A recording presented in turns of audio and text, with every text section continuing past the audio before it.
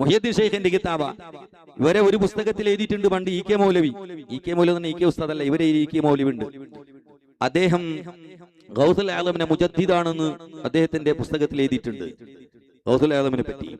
ആ ഗൗസുൽ ആലം റളിയല്ലാഹു അൻഹു അദ്ദേഹത്തിന്റെ കിതാബ് അൽ ഗുന്യ 18ാമത്തെ പേജിൽ പറയുന്നത് കാണാം, മഹാനായ ഗൗസുൽ ആലം റസൂലുള്ളാഹി തങ്ങളെ സിയാറത്ത് ചെയ്യും എന്ത് ചെയ്യണം അറിയോ?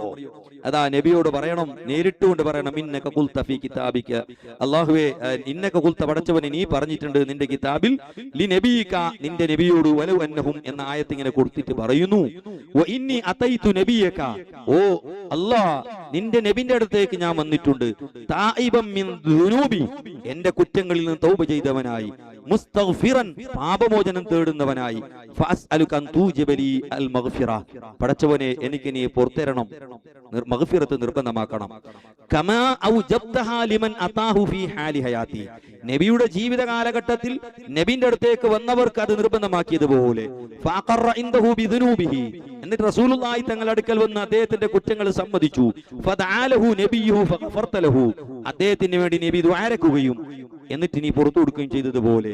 എന്നിട്ട് കേട്ടോ, അല്ലാഹുമ്മ, പടച്ചവനെ, ഇന്നി അതവജ്ജഹു ഇലൈക, നിന്നിലേക്ക് ഞാൻ മധ്യവർത്തിയാക്കുന്നു, ബിനബീക, നിന്റെ പ്രവാചനെ കൊണ്ട്, നബിനെ കൊണ്ട് ഞാൻ ഇടയാളനാക്കുന്നു, അലൈഹി സലാമുക നബിയുർ റഹ്മ. എന്നിട്ടോ ഗൗസുൽ ആലം പഠിപ്പിക്കുന്നത് കേട്ടോ, ഗൗസുൽ ആലം പഠിപ്പിക്കുന്നത് കേട്ടോ, യാ റസൂലല്ലാഹ്, നബിനെ വിളിക്കാനാ മഹാനായ ഗൗസുൽ ആലം പഠിപ്പിക്കുന്നത്.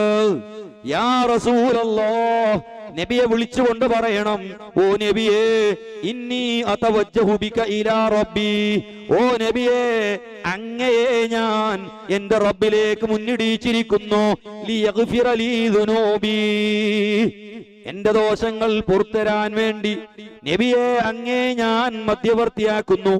എന്നിട്ടോ അല്ലാഹുമ്മ ഇന്നി അസ്അലുക ബിഹഖ്ഖിഹി, ആ നബിയുടെ ഹക്ക് കൊണ്ട് നിന്നോട് ചോദിക്കുന്നു.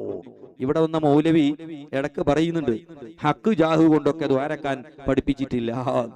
ഗൗസുൽ ആലം പറയാ, അല്ലാഹുമ്മ ഇന്നി അസ്അലുക ബിഹഖ്ഖിഹി, നബിയുടെ ഹക്ക് കൊണ്ട് അല്ലാഹ് നിന്നോട് ഞാൻ ചോദിക്കുന്നു.